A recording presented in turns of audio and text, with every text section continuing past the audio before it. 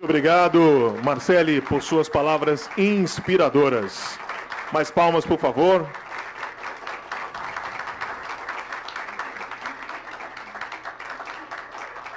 Muito bem. Senhoras e senhores, neste momento ouviremos a primeira-dama do Brasil e enviada especial para mulheres da COP30, a senhora Janja Lula da Silva.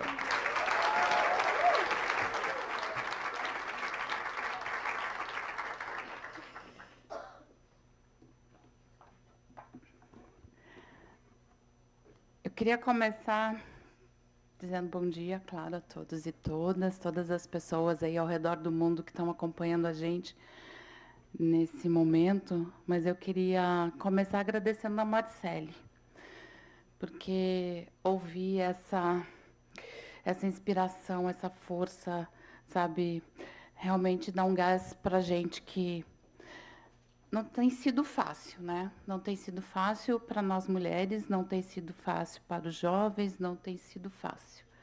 O mundo não está fácil e às vezes eu confesso, Marcele, que às vezes dá um desânimo, sabe? Quando a gente vê milhares de crianças morrer de fome em Gaza, assassinadas, milhares de pessoas, né? A fome sendo usada como uma arma de guerra, milhares de pessoas tendo que sair dos seus países por conta das mudanças climáticas. A gente vê esse movimento, né, de imigração pelo mundo. E quando a gente vê aqui no Brasil uma mulher ser violentamente espancada no rosto por um homem, até desfigurar o seu rosto, né? Então isso dá um desânimo na gente. Não são só as mudanças climáticas, né? É talvez um pouco dessa humanidade perversa. E eu tenho falado que o mundo parece que a gente fala sempre de evolução da humanidade, mas a gente parece que vive num momento de barbárie da humanidade, de barbárie digital, de barbárie da violência contra as mulheres, contra as crianças. E isso às vezes dá um desânimo, mas eu quero dizer que eu não vou desanimar, Marcele. Você é uma inspiração para isso, para nós mulheres. Esse mês eu faço 59 anos, então eu já dobrei o cabo da Boa Esperança e já estou com mais de meio século de vida, mas ouvir você, eu acho que ouvir estar perto dessa juventude faz uma diferença enorme para a gente. Por isso que ter esse compartilhamento de sensações, de emoções, é muito importante. E eu quero falar assim um pouco da nossa emoção da gente estar fazendo a COP também. Eu tenho aqui um discurso pronto, mas como sempre eu vou fazer. Eu aprendi muito com um homem que eu casei, que por acaso é presidente da República, de fazer meus cálculos, porque eu gosto muito. Eu falo que a COP da Amazônia, a COP no coração da Amazônia, talvez vai ser uma das COPs mais especiais que a gente vai ter, e a Marcele falou um pouco sobre isso, a nossa querida representante dos povos indígenas também, mas eu acho que ela vai ser especial porque talvez a gente vá olhar para além da tenda branca. Eu já fui em 2 COPs e é isso, né? A COP do Egito foi aquela tenda branca cheia de ar-condicionado, com água vindo da Itália, que eu achei assim, foi como, né? E as emissões de carbono. Em Dubai, aquela monstruosidade daquele espaço, mas a COP30 ela vai ser diferente, porque a gente sabe de toda a dificuldade que a gente vai ter para realizar a COP em Belém, mas eu quero dizer para vocês que vieram para o Brasil para esse evento, que estão nos escutando ao redor do mundo, que a gente vai fazer uma COP linda, porque eu acho que vai ser uma COP do sentimento. E eu tenho falado que a gente vai fazer reunião, a gente vai discutir, a gente vai dialogar, nem que seja embaixo de uma copa de árvore, a gente vai fazer, porque é isso que importa, é a gente estar trocando as experiências, estar trocando as emoções e estar trocando essa perspectiva de futuro. E a Marcele falou muito bem, nós estamos na COP30 e a gente está falando ainda do futuro, o futuro não é, o futuro é agora. Se não for agora, não vai ter. Então, a gente vai fazer, e eu tenho certeza, eu quero convidar todo mundo a vir a Belém. A gente sabe de todas as dificuldades, mas o governo federal tem trabalhado arduamente para que as pessoas sejam bem recebidas em Belém, para que elas fiquem bem acomodadas e que a gente possa realmente ter uma mesa de negociação que nos ouça, que ouça as mulheres, que ouça os jovens, que ouça os povos tradicionais, que ouça as comunidades periféricas, enfim, aqueles que são mais atingidas. E eu vou voltar aqui para o meu discurso, e assim, muito do que eu vou falar aqui, gente, é óbvio que quase todo mundo que está aqui, que milita pela causa ambiental, que está no dia a dia, sabe. Mas eu acho importante a gente falar. Eu tenho muita honra de ter sido convidada pelo embaixador Correia do Lago, pela presidência da COP, para ser enviada especial para as mulheres. E quando eu recebi esse convite, eu fiquei conversando com as meninas que trabalham comigo, o que a gente vai fazer? Sobre o que a gente vai falar? A gente vai falar das experiências que o Brasil tem, das diferentes comunidades, a gente vai falar das experiências no mundo. E aí, quando a gente foi estudar um pouco, a gente se atentou que não são só os jovens, Marcele, que não têm voz. As mulheres também não têm voz nos espaços de decisão e poder, especialmente da COP30. A gente sabe, a ministra Marina, que é a nossa inspiração maior nesses eventos, que sempre participou, ela sabe muito bem a dificuldade que a gente tem. A Vanessa, que trabalha arduamente pela questão de gênero lá no Ministério de Relações Exteriores, que está nessas mesas de negociações, sabe a dificuldade que nós, mulheres, temos de estar nesses espaços de decisão e poder. Então, eu decidi usar a minha voz para isso, usar a minha voz para falar sobre o quanto a nossa voz precisa ser ouvida, e, além de ouvida, a gente precisa estar na mesa de negociação, porque sem nós não tem futuro. Sem as mulheres, a gente não consegue construir um futuro melhor, a gente não consegue caminhar daqui para frente. Então, eu decidi usar a minha voz, o lugar onde eu estou, para falar sobre isso. Então, mais do que falar, sim, a gente vai relatar experiências importantes de resiliência das mulheres, mas a gente vai falar sobre isso onde eu puder estar, eu vou falar sobre isso. Né? E eu conto, né, aí com todas as enviadas especiais, com todos os enviados especiais da COP, com a ministra Marina, especialmente, que vai estar caminhando comigo em muitos eventos. A gente vai participar de muitos eventos daqui até Belém, né, Marina? Então, a gente vai falar bastante sobre isso.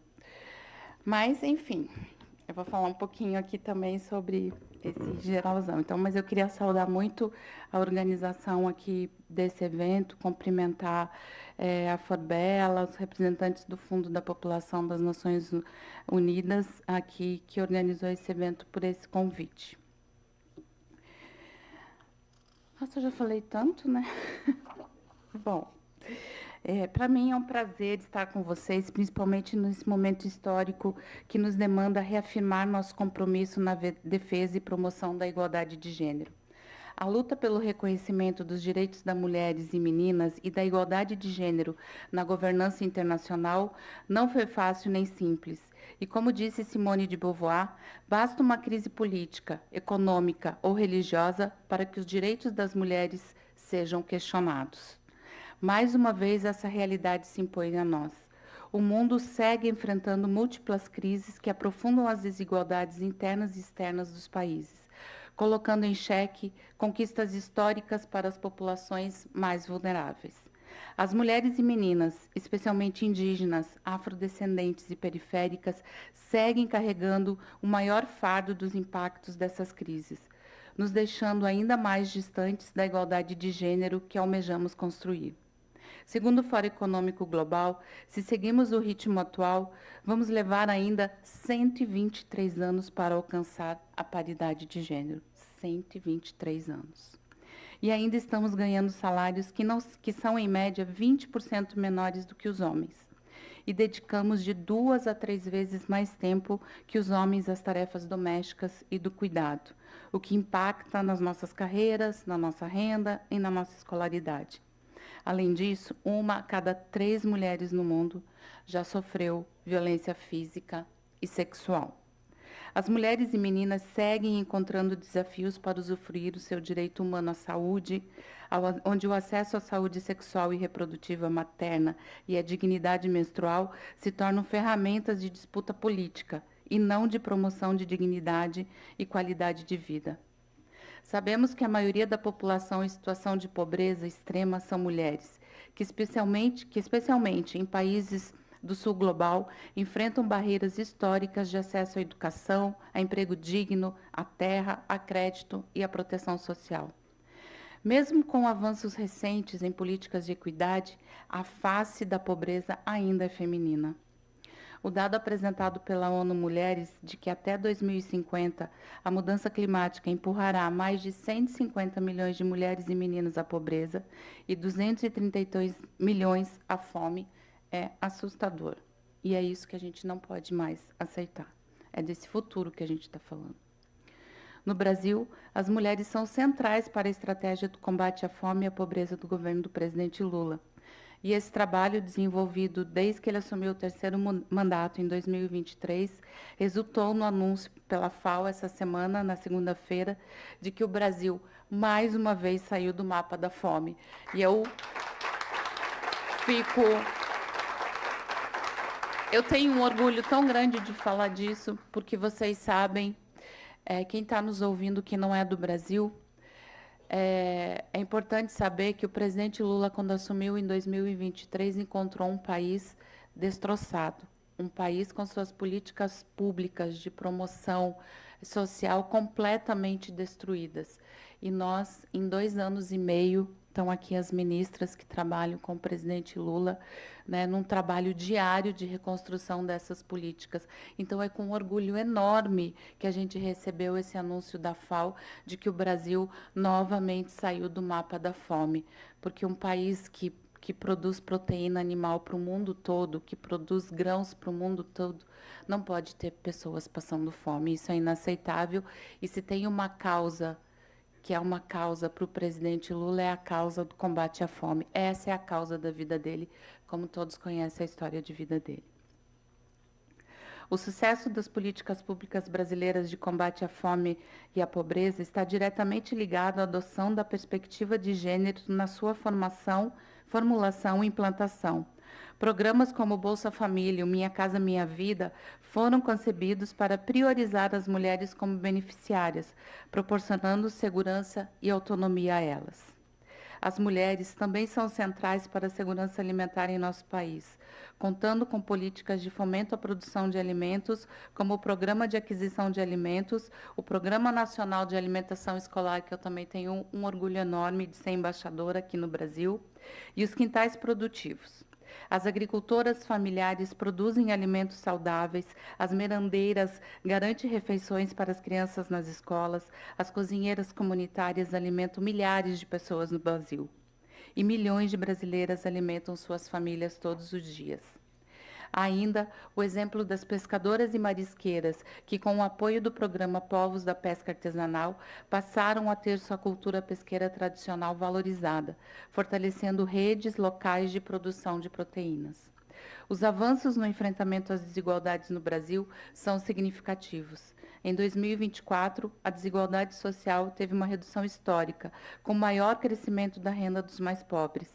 A recuperação da economia, aumento na oferta de trabalho e renda fez com que cerca de 8,6 milhões de brasileiros e brasileiras deixassem de necessitar do Bolsa Família desde 2023. Motivado por nossas conquistas, o presidente Lula segue posicionando internacionalmente o Brasil como promotor da cooperação e solidariedade, fortalecendo o multilateralismo e fomentando iniciativas e soluções coordenadas para o enfrentamento aos desafios do nosso tempo. Enquanto alguns alimentam disputas e conflitos, criam barreiras e se retiram dos acordos multilaterais históricos, o Brasil seguirá nutrindo a esperança, o respeito e principalmente o diálogo. Muitos aspectos acerca da mudança do clima e dos impactos sobre as populações foram examinados e aprofundados nas discussões desse simpósio, fortalecendo o entendimento de que é impossível avançarmos na construção de resiliência e de um desenvolvimento sustentável sem incorporar a igualdade de gênero às políticas ambientais e climáticas.